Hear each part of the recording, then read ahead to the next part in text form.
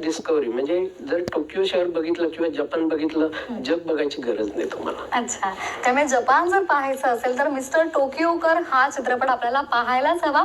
आपण जाणार आहोत दिग्दर्शकांकडे. रत्नाकांत म्हात्रे यांनी त्याचं दिग्दर्शन केलेलं आहे. सर, तुमच्याकडून मला जाणून घ्यायला आवडेल, हा दिग्दर्शनाचा अनुभव नेमका कसा होता? कारण तुम्ही जपानचे झलक प्रेक्षकांना दाखवणार आहात आणि त्याचबरोबर कलाकारांची भेटी तुम्ही कशी जुळवली? खरंच म्हणजे हे स्टोरी घेऊन जेव्हा माझ्याकडे आले सर मनोज परब, म्हणजे आपले टोकियोकर, मी त्यांना टोकियोकरच म्हणतो. अच्छा. तर माझ्याचे खरोखर आव्हान होतं की अरे हा वेगळ्या धर्तीवर, म्हणजे कसं आपले ठरलेलं असतं साचं ही कथा वगैरे असं प्रकारचे विषय असतात, सोशल म्हणा, ॲक्शन म्हणा, ड्रामा, कॉमेडी वगैरे. पण हा वेगळा विषय, अरे बापरे म्हटलं हे वेगळंच आलेलं आहे. पण ठीक आहे, आता हे एवढ्या आशेने आणि एवढ्या विश्वासाने आले, म्हटलं हे सार्थ करणं गरजेचं आहे. ठीक आहे, मग त्यांना म्हटलं मी करून देईन, काय हरकत नाही, आपण करूया, होऊन जाईल ते. आणि मग त्या अनुषंगाने मग तशी सुरुवात केली, त्याचा अभ्यास केला. त्यांनी ऑलरेडी रिसर्च केलं होतं त्याच्यावर, ते लिखाण पण छान केलेलं आहे. मग मी ते स्क्रिप्ट म्हणजे कसं की त्याची मांडणी केली, त्यांना सांगितलं असंच आहे, म्हणजे आपण पटकथा म्हणतो की ते साचेबंद असं करून घेतले.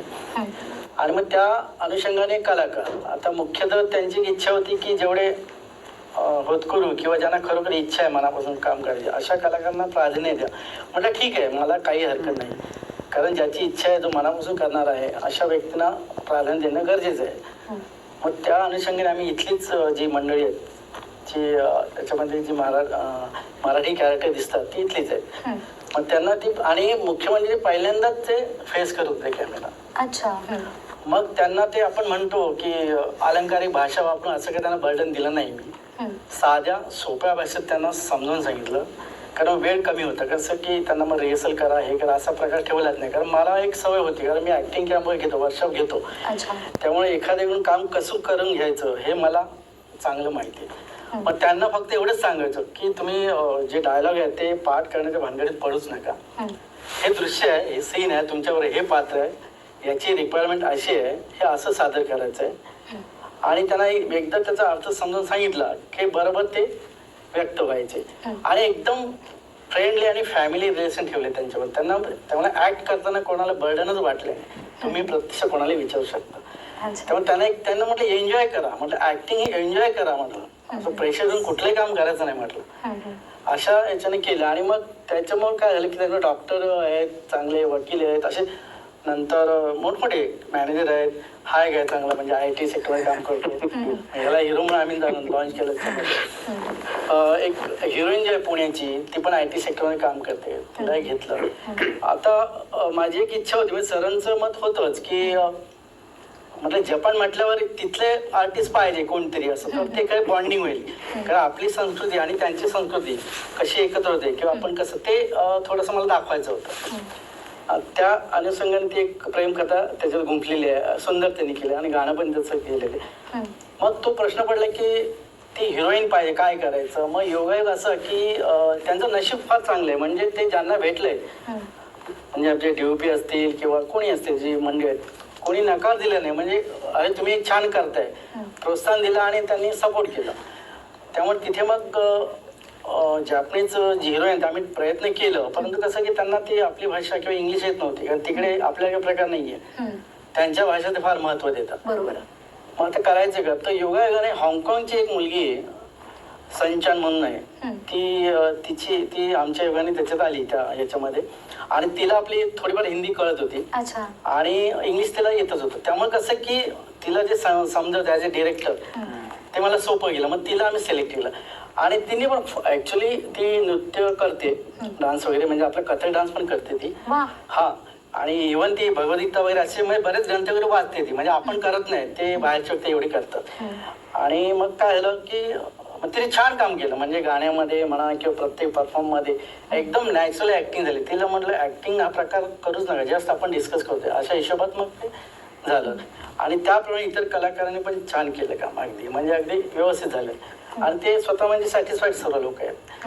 आणि ते त्यांना काय आवडले की आपण जे आले त्यांना मी नाही म्हटलंच नाही, ठीक आहे, त्यांच्या परीने त्यांच्या योग्यतेने त्यांना जे कॅरेक्टर आहे मी ते दिलं आणि त्यांनी ते एस्टॅब्लिश केलं. असे हे कलाकारांचे भट्टे एकदम मुलं आहे सुंदर.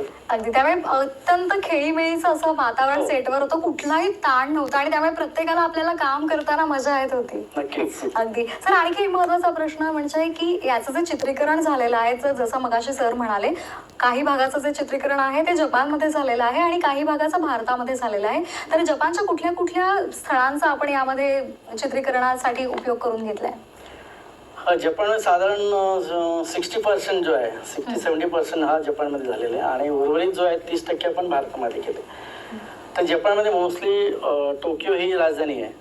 मग टोकियो आणि तिचा परिसर जो आहे त्याच्यामध्ये जेवढे हिल स्टेशन म्हणा किंवा पर्यटन स्थळं जी आहेत, म्युझियम वगैरे, ह्या सर्व गोष्टी, गार्डन आहेत, हे सर्व गोष्टी त्याच्यामध्ये कव्हर केलेल्या आहेत. आणि त्या कसं आहे की त्या स्टोरी बरोबर, कथेबरोबर त्या स्थळाचं महत्त्व आपण सांगायचं होतं बोलता बोलता. म्हणजे कसं की म्हणून त्या अनुषंगाने काय केलं की माझ्यावर जी हिरो आहे जपनीज, म्हणजे फर्स्ट जे असं इंटरव्ह्यू अगोदर वगैरे मी जेव्हा पहिल्यांदा जातो, म्हणजे टू बी फ्रँक असं आहे की टोकियोकर जे आहेत म्हणजे आपले परब सर, त्यांचा कॅरेक्टर मी ऍक्च्युली ते केलेलं, प्रेझेंट केलं. लक्षात घ्या, म्हणजे त्यांच्या भावना, त्यांना काय म्हणत आहेत ते मी व्यक्त. त्यामुळे त्याच्यावर तुम्हाला माझी केस पण जरा वाईट दिसतील त्या फिल्ममध्ये, कारण मला तसंच गेटअप, त्यांची बॉडी लँग्वेज वगैरे होती, फक्त पोट नव्हतं. त्यामुळे ठीक आहे, पण ते यंग दाखवलं मी, काही हरकत नाही. असं ते होऊन गेलं.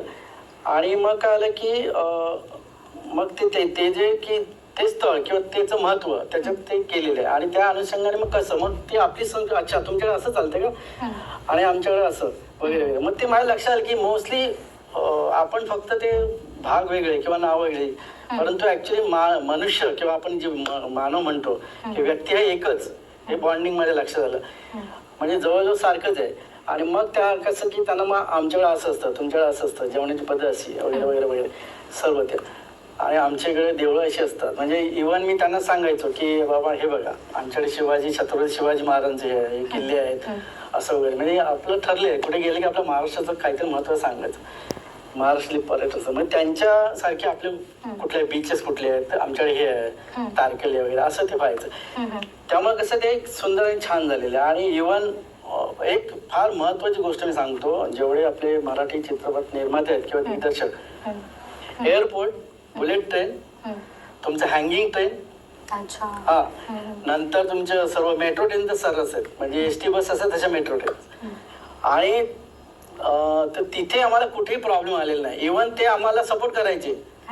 तर त्यांचं मत कसं आहे, आपल्याकडे कसं होतं की आपण गेलो की अरे परमिशन लागेल, हे लागेल, तुम्ही हे काय दाखवता ते काय दाखवता वगैरे वगैरे.